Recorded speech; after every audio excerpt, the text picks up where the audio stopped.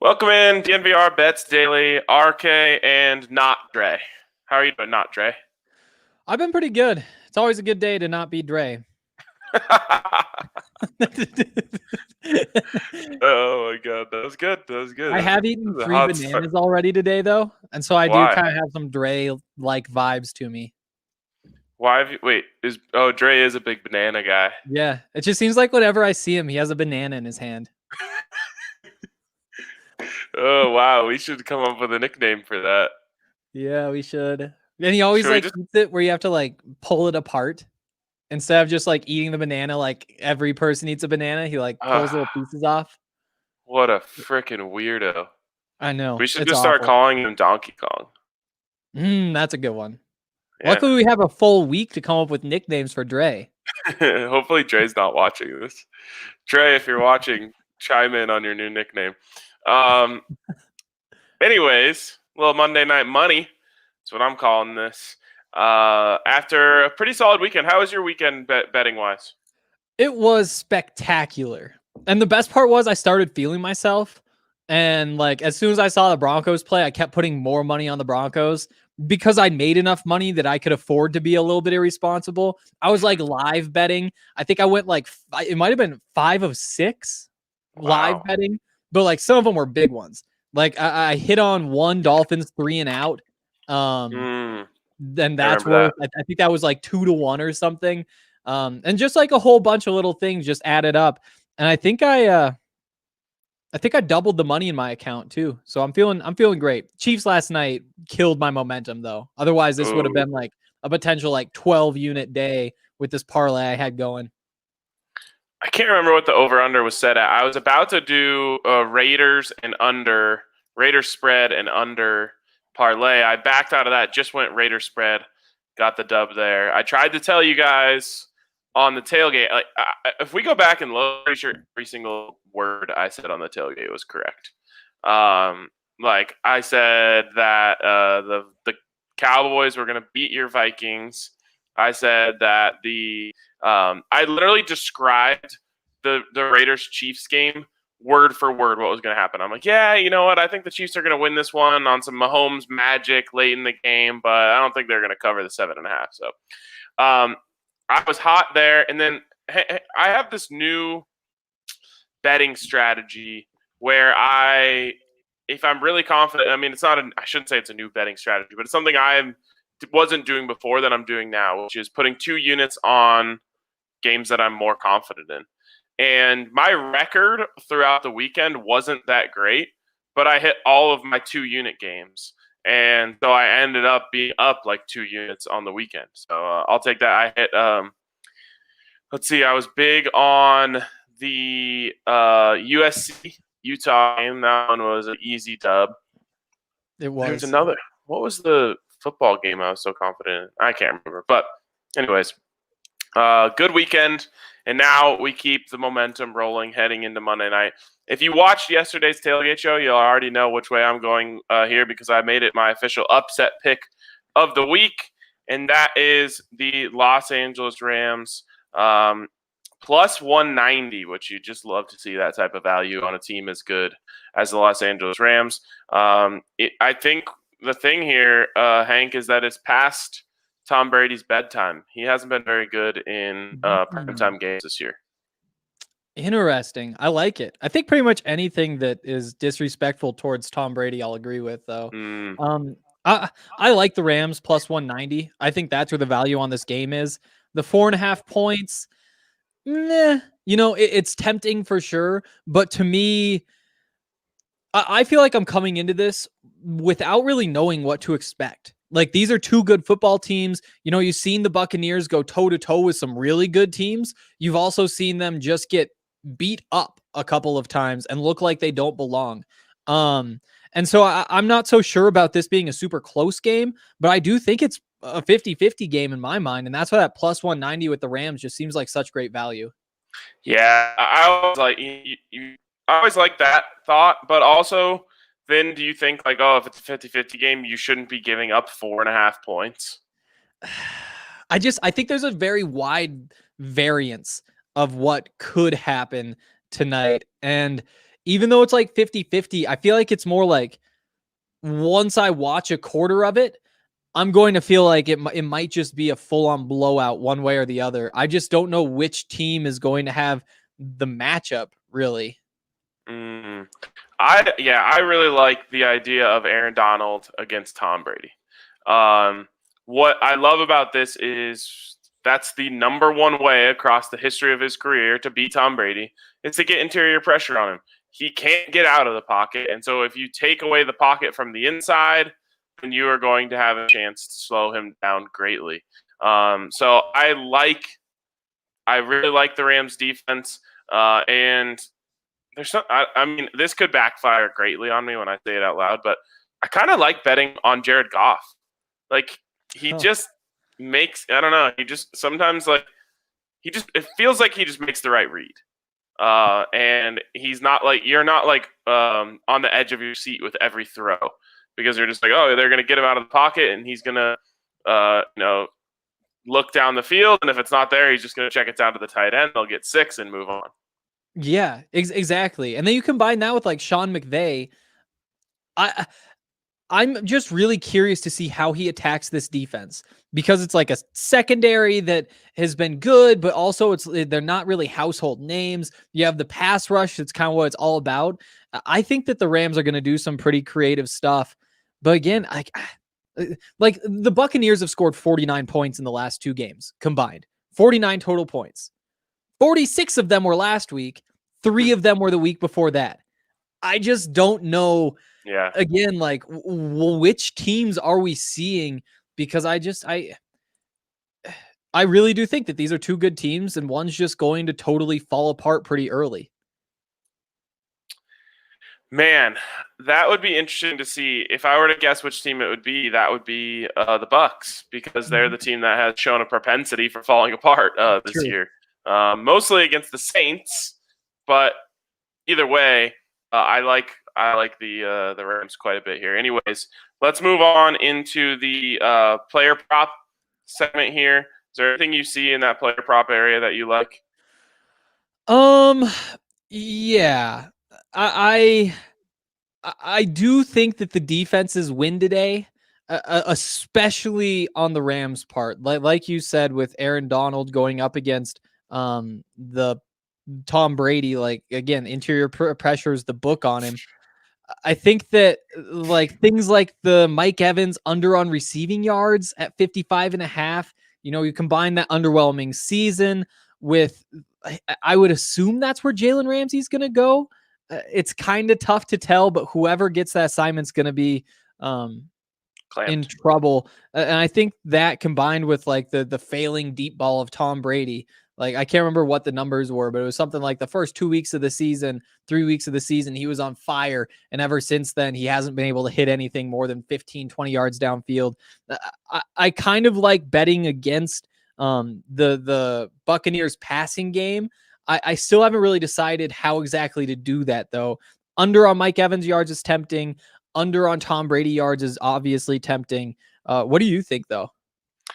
So I'm not a big under props guy. I do think you're on the right track there. I'd rather cheer for something than against something. So the one I really like is Robert Woods over 51.5 receiving yards.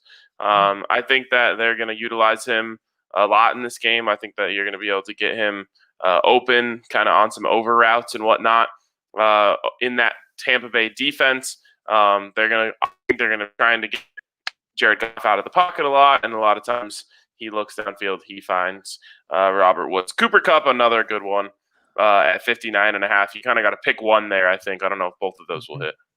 Yeah, you could also take that matchup too, and maybe that's where I'll go because I like your point about Robert Woods, but you can get the receiving yards matchup, Mike Evans or Robert Woods, with Woods at plus 100, Evans at minus 124.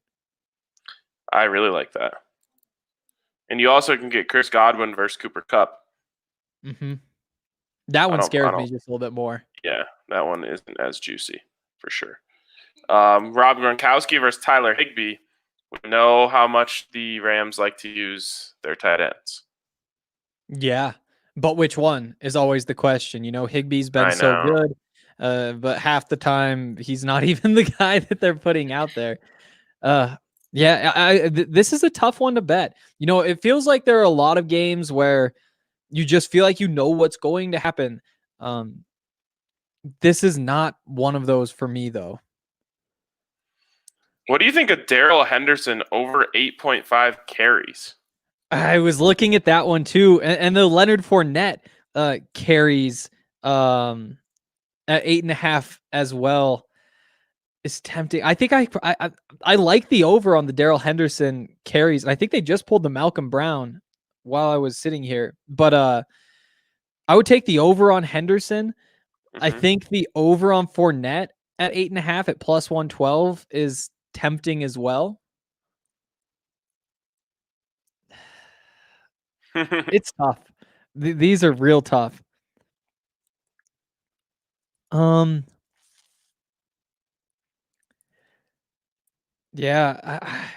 I don't know. I feel like there aren't any locks tonight. I think that's what's so frustrating to me. Like that Rams money line is where the value is on this game. There aren't really matchups I love. I like the idea of betting against whoever Jalen Ramsey's on, but we don't really know who that's going to be because they have so many weapons. That money line, or even if you wanted to look through some of like the like first half lines, and maybe get hot early, that might be the way to go too. Yeah, I'm kind of with you. So I actually have built a little live betting budget into this game, just because I do feel like it's one of those games where it gets going. You get kind of a feel for the way things are. Maybe Aaron Donald is, just living in the backfield, and it's just a matter of time before, they, create some turnovers and whatnot. Or maybe they're stonewalling him for whatever reason. And, you're looking at Tom Brady slicing and dicing this defense. It's not a. I do feel confident in the Rams winning the game, but the props don't stand out quite as much. Yeah, I totally agree. All right, we'll look at a few more of these here in a second, but first, a shout out to DraftKings Sportsbook, the presenting sponsor of the show. Love us some DraftKings Sportsbook. You can head over to DraftKings Sportsbook and use the code DNVR when you sign up. Get a sign-up bonus up to $1,000 when you do that. Sign-up bonus up to $1,000 when you use the code DNVR. And right now, go sign up. You can get that sign-up bonus up to $1,000. And there's tons of awesome Thanksgiving promotions that they're doing. 4 different promotions that are available to everyone. I've already opted in for all of my Thanksgiving promotions, so make sure you check those out. But of course, you must be 21 or older, Colorado only. Bonus comprised of first deposit bonus and a first bet match. Each up to $500. Deposit bonus regards 25x playthrough. And restrictions do apply. See DraftKings.com/sportsbook for details. And if you have a gambling problem, call 1-800-522-4700. Hank, if you had to put your money on a first touchdown score, who would you take? I was just looking through those. I think Ronald Jones is really tempting. The only thing is I think it's the Rams who score. The problem there is which one of the running backs do you bet on if you go with the running game? Also, there was a great comment from Joseph Duckmanton about Andrew Whitworth being injured and potentially keeping the tight ends in protection. That's a good point. That's a good reason to bet against the tight ends. The value on Gronk is good. I think I'd go with one of the Rams running backs, but you kind of have to take your pick whether it's going to be Henderson or Malcolm Brown. I'm gonna go Henderson gets the first touchdown. Nice. We're on the same page as our guy Austin here. Yeah. So there you go. If you had to take one, take Henderson. Of course, you'll get your money back if he scores at any point during the game in the form of a free bet. Another awesome deal that they have there at DraftKings Sportsbook. I've yet to see these. I'm not good at them. So hopefully the tides change tonight. Couple game props here. Oh, actually, let me go into the odds boost section. I know there's a couple good odds boosts here that we can discuss. Where is it? There we go. Mike Evans to score the first touchdown boosted at plus 920. We don't like that. Robert Woods and Chris Godwin to combine for over 117 receiving yards. Interesting. I do kind of like that. Especially because I feel like there's like a decent chance that one of them just does it. You know, in the way that this is also unpredictable. Like it could be that Jalen Ramsey's just putting the clamps on Right. what's his face, Godwin all game, and then you still have a chance at it. What was the value again? Plus 105. So yeah, you're kind of get like the thing I like about these 2-player ones is you get insurance based on one of the other, if one of the players doesn't hold up their end of the bargain, but one of them goes a few points over, it can help out. And then the last one here, Tom Brady and Jared Goff each to throw 2+ touchdown passes. What do you think the value should be on that? Each to get 2. I'd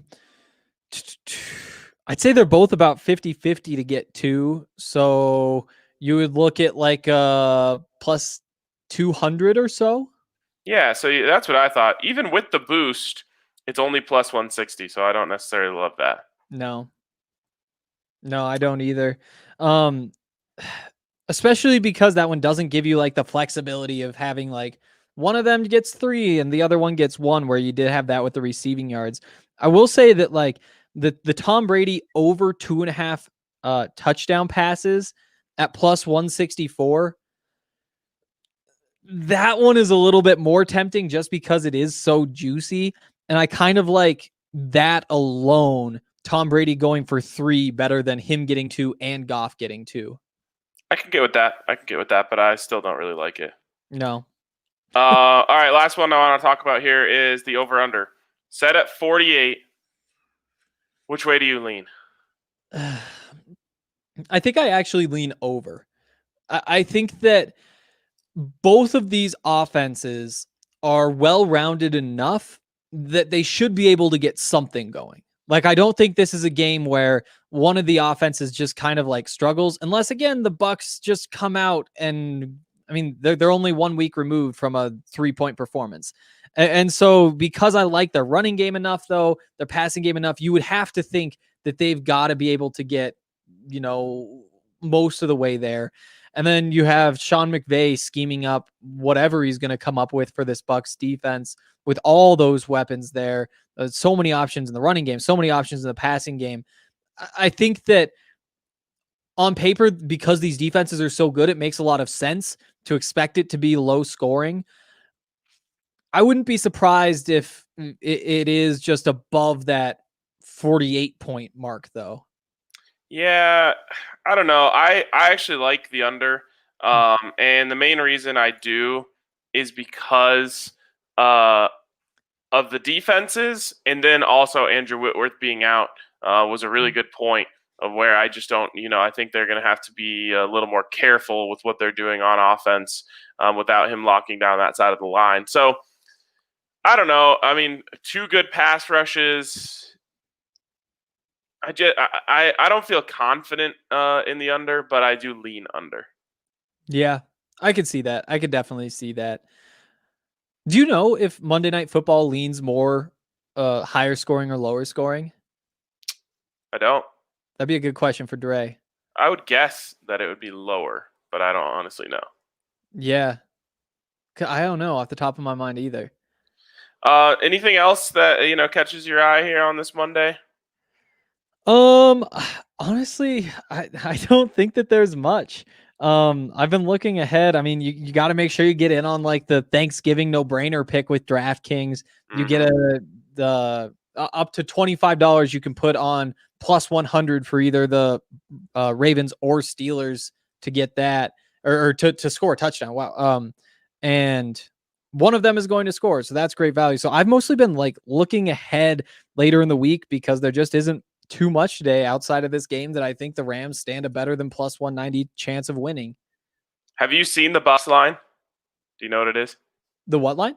The Buffs for Saturday? 13.5. Okay, I was gonna make you guess if you didn't know. What do you think of that?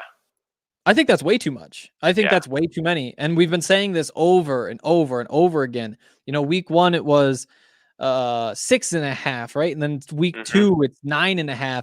And both of those felt like, especially week 1, we haven't seen either team. That felt like a toss-up. And then you get into the week 2 against Stanford. You've seen Colorado go out there and be explosive.